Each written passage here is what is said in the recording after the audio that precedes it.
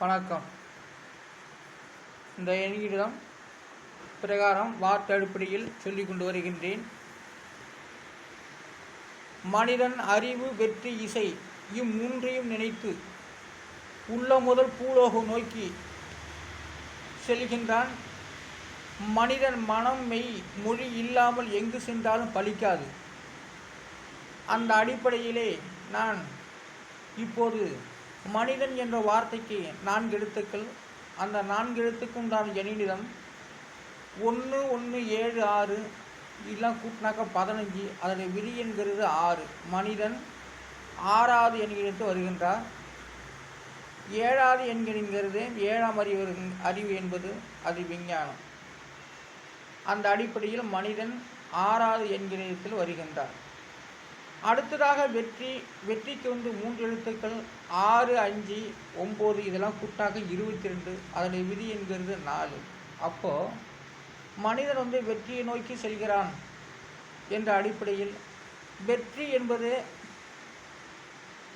அதிலே எல்லாம் அடங்கியிருக்கு. வாழ்க்கை, வெற்றி, இன்பம், துன்பம், சுகம், காதல் அனைத்தையுமே அடங்கியிருக்கு.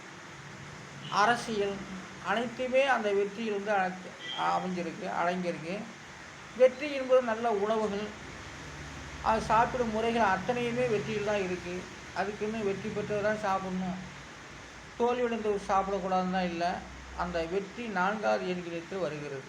அப்போ 4வது எண்ணிடம் சுகஸ்தானம் என்று சொல்லக்கூடியது. அந்த 4ஆம் இடம் கெட்டுவிட்டால் ஆணுக்கோ பெண்ணுக்கோ ஏதாவது ஒரு தன்மை விட்டு போகும், அதில் ஆசை இருக்காது என்ற அடிப்படையெல்லாம் அந்த வெற்றி 4வது எண்ணிடத்தில் வருகிறது. அடுத்ததாக அறிவுக்கு 3 எழுத்துக்கள். அந்த 3 எழுத்தினுடைய எண்ணிடம் 1 9 7 இதெல்லாம் கூட்டினாக்கா 17. அதோடைய விதிங்கிறது 8. அப்போ அறிவு 8. அப்போ மனிதன் 8 8ஆக பிரித்தாங்க. ஓரிட்டு ஒழுக்கம் பெறாத பிள்ளையும், ஈரிட்டு கற்காத கல்வியும், மூவிட்டு செய்யாத திருமணம், 4 பெறாத பிள்ளையும், 5 சேராத சொத்து என்றெல்லாம் விவேக சிந்தாமணியில் எழுதியிருக்காங்க. அதை சில கவிஞர்கள்லாம் அதன் அடிப்படையில் பல நூதனமாகலாம் எழுதுகிறாங்க.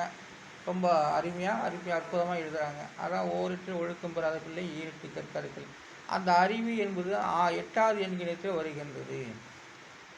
மனிதன் அறிவு, வெற்றி, இசை இம்மூன்றையும் நினைத்து உள்ள முதல் பூலோகம் நோக்கி சாதிக்க செல்கின்றான்.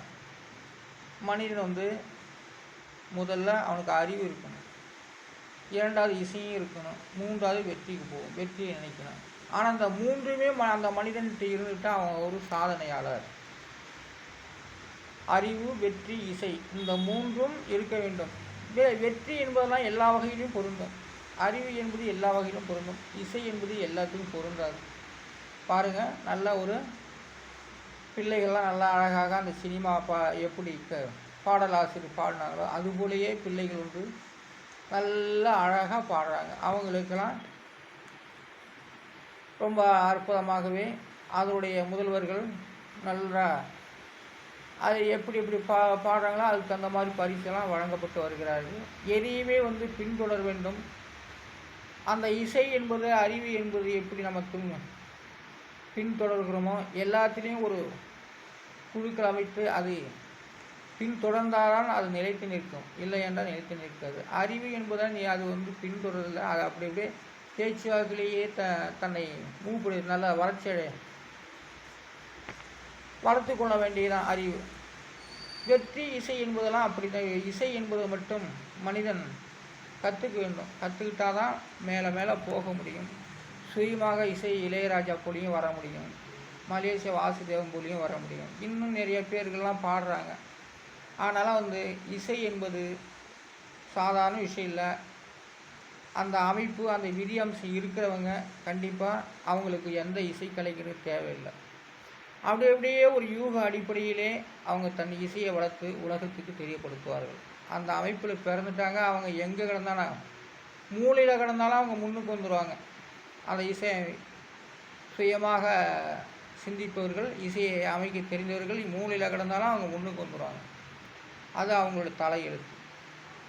அதுபோல் அறிவு என்பது படித்தாதான், புத்தகத்தை எடுத்து படித்தாதான் அந்த அறிவு. நல்லா இப்போ புத்தக ரீதிப்படி இப்போ அறிவுலாம் வளரும். அதுக்குன்னு அது புத்தக ரீதிப்படியே இப்போ அறிவிகள் வந்து அது ஒரு இருக்குது. அதை வந்து டெவலப் பண்ணிக்கணும். அதை விரிவுபடுத்தி பேசுகிறது அந்த மனிதனிடம் இருக்குது. வெற்றி என்பதே ஓட்டப்பந்தயத்தில் வெற்றி, கிரிக்கெட் விளையாடுறதில் வெற்றி, அரசியலில் வெற்றி, வாழ்க்கையில் வெற்றி, சோறு திங்கிறதுல வெற்றி, நாகரிகத்தில் வெற்றி, எல்லாத்துலேயுமே வெற்றி இருக்குது. அப்போது அறிவு, இசை அனைத்துலேயும் அது போக இந்த வெற்றி என்பது தான் மனிதனுக்கு வந்து கை கொடுக்கப்படுகிறது.